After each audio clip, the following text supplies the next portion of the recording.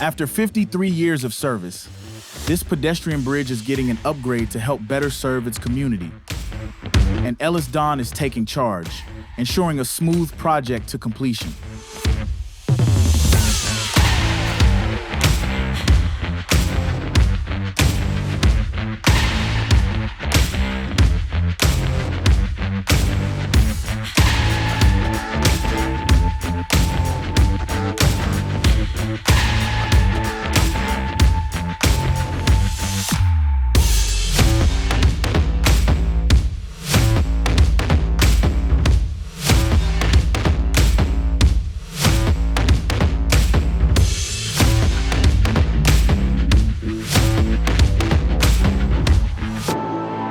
The old bridge is out, and the way is clear for EllisDon to get the new bridge in.